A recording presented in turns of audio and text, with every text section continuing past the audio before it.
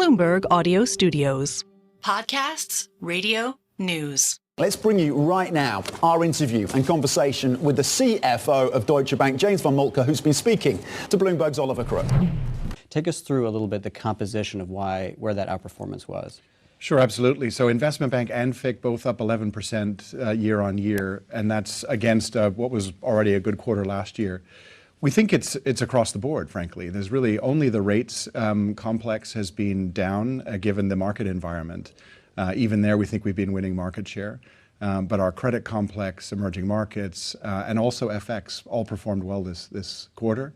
I think it's the cumulative impact of investment that Ram Nayak and his team have been making over the past several years. So we're very pleased with that performance. And how are you seeing developing it now in the fourth quarter? And are you expecting that to sort of ramp up? We have a sort of knife edge U.S. election, very hard to call. Is that going to sort of be a boon to trading as well? Well, look, we're off to a good start in the quarter, so that's encouraging. We think the conditions of the third quarter have carried through without the volatility, incidentally, that we saw in August.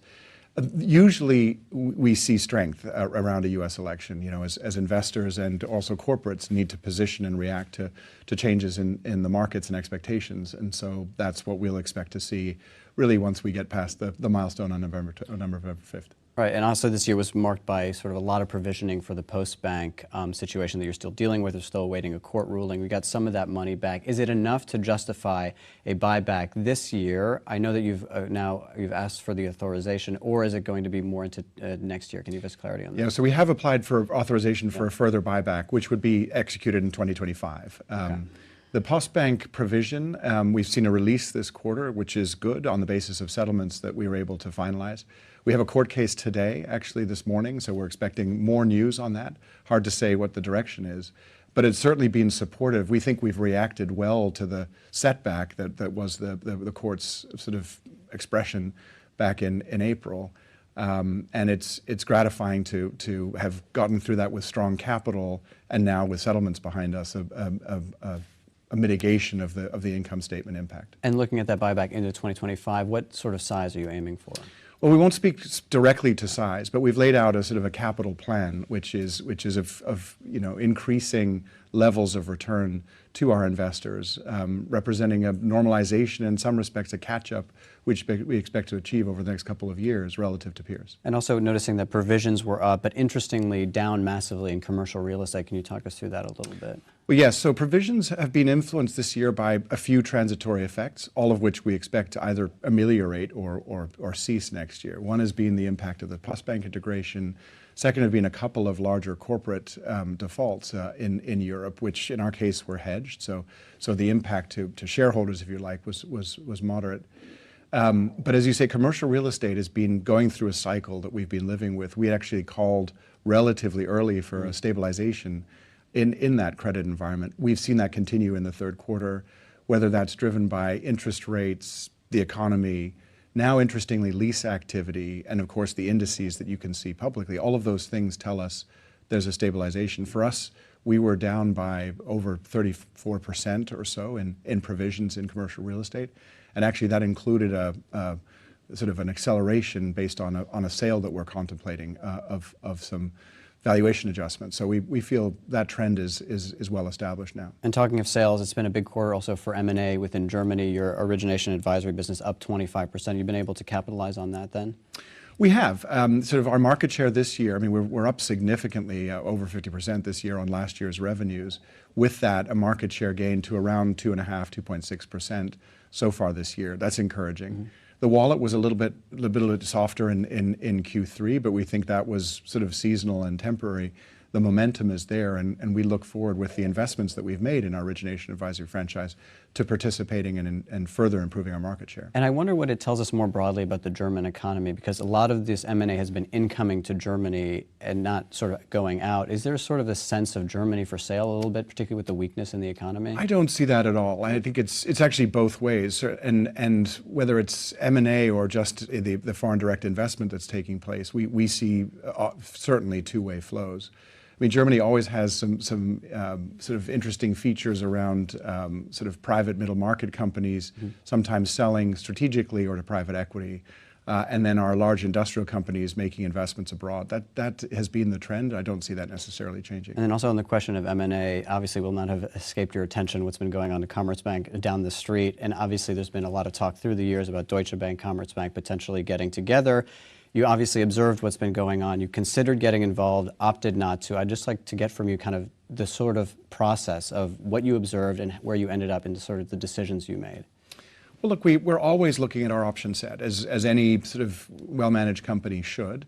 And domestic consolidation is clearly on the list of things that you would look at as you observe your option set.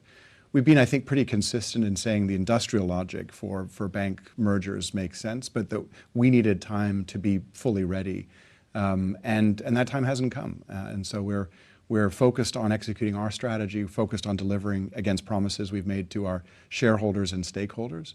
And it's sometimes nice not to be distracted by other things and just execute, as I think the third quarter and the year to date showed that we've been focused on execution.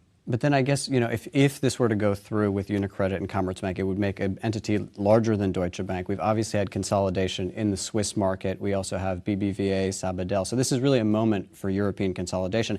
I imagine that makes you sort of reflect on your position, not only within Germany, but within Europe. Where does Deutsche Bank what spaces they want to occupy in that landscape, in a landscape that is more consolidated with bigger banks? Well, let me start by saying we intend to remain number one in Germany, and we think that consolidation here doesn't really change our competitive landscape. Germany is a very competitive market as it stands, and we compete against both Hypovereinsbank, that is UniCredit, and Commerzbank in our home market. So that doesn't change much. But your point is one that we agree with. We think Deutsche Bank is positioned to play a leading role in European consolidation. We think that scale in banking, especially in the regulatory environment we live in today, is something that's important and something we observe again in competition with our U.S. competitors as a strength. So in time, absolutely, we see that. Taking place, and sometimes the first few transactions sort of set off a wave, and I think that's what you're getting at, and we certainly believe that begins. So when do you think the moment is ready for Deutsche Bank to sort of exit this kind of turnaround mode and into a sort of slightly more aggressive, more maybe acquisitive, more sort of proactive mode? Well, look, I don't want to set a clock because it's always hard to say. But look, 25 is an important milestone year for us. I mean, we've been working hard over the years through the transformation of the company to position us as exceeding, in terms of performance, exceeding our cost of capital, showing a sustainable picture to our shareholders, resolving the remaining control and other investments that we needed to do to make, being on the front foot competitively. We think we're well on our way to that, and next year is an important milestone for us. And from the sort of uncertainty around Commerzbank, have you been able to sort of acquire clients over the last couple of months, and do you expect that to happen if there is in fact a takeover? Look, it's always helpful competitively when two competitors are distracted by corporate events. That creates opportunity. We're ready to capitalize on that opportunity. As you'd expect, discussions take place, but I'd say it's early days. We think we're very well equipped as the leading bank of Germany with our capabilities, our international network, our product capabilities, and also our relationships to support the German economy and to be the leading bank in Germany. And there's also a new commission within Europe being led by Mario Draghi in his competitiveness report. It seems like policymakers are more receptive to advice on how to make things more competitive. So if James von Moltke were able to bring sort of one change at the EU level to make banking in Europe more competitive, what would you suggest? Well, what's now called the Savings and Investment Union and the Banking Union, we've been advocating for years, and I personally believe in it because the size of the market, and again, given all of the industrial logic we talked about a moment ago about M&A, is furthered by those types of changes. And we all see the need in the economy for financing of the green transition, of the digital transition, of infrastructure investment, public deficits, and these are things that the banking industry would be better equipped to be able to serve if those reforms came through. So we're pleased with what we see, both in the new commission, in the mission letter for Commissioner Albuquerque, or Commissioner Designate, and also in the Draghi report. This is an important moment for Europe to sort of grasp the nettle and move forward. And an important moment also for the United States, an election just a couple of weeks away. What are clients telling you about how they're preparing themselves for the outcome? Look, almost any way the American election comes out, I think there's a recognition in Europe that we need to be more agile, more dynamic, more competitive, not just against the United States, but also against a rising Asia. And that's, I think that's very clear. Our clients are reading the newspapers and understand some of the policy differences that are likely to come out of an election one way or the other. Of course, the congressional election is important too in this context. So I think people are aware of the change, getting ready for what lies ahead. I think most importantly, tariffs. We've been through that before in Europe, and so that the trade relationship that we have with the United States, but also with China, is going to be an important feature of the post-election period. And just a final word. Obviously, we've been waiting for the comeback in the German economy for what feels like more than 2 years now. Do you have any sort of reason to be optimistic that that is imminent, or do you think that we are kind of going to be slogging through for a bit longer? Look, we've been frustrated, and that the recovery has taken so long.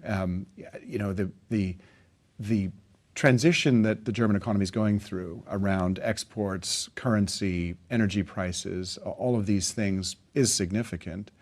However, we had been expecting growth to begin to accelerate in the second half of this year, and that doesn't seem to be the case. Our economists are calling for about 1% growth next year in Germany, and I think that's still a fair case to expect. But that transition has been longer and tougher than we might have hoped for. Again, it ties back to, I think there is a policy mix that can help unlock some of the growth potential and accelerate this adjustment. And what are those you think those policy points that would help do that? Well, I think first of all, the burdens of bureaucracy. I think most, not just financial institutions, but corporates would tell you that there needs to be sort of a moderation of that. There are fiscal incentives that can be put in place. There is support for venture capital and some of the investing. Securitization is a big item within the financial sector reforms that we would advocate. So there's lots to do without asking taxpayers for more money. So that very often things get stuck on government funding, but we think there's a whole lot that can be growth stimulus without the need for additional fiscal support. Some budget neutral things that could happen to really turn around the German budget economy. Beneficial insofar as it generates tax revenues. Yeah. Okay, Deutsche Bank CFO James von Moltke speaking to Bloomberg's Oliver Crook.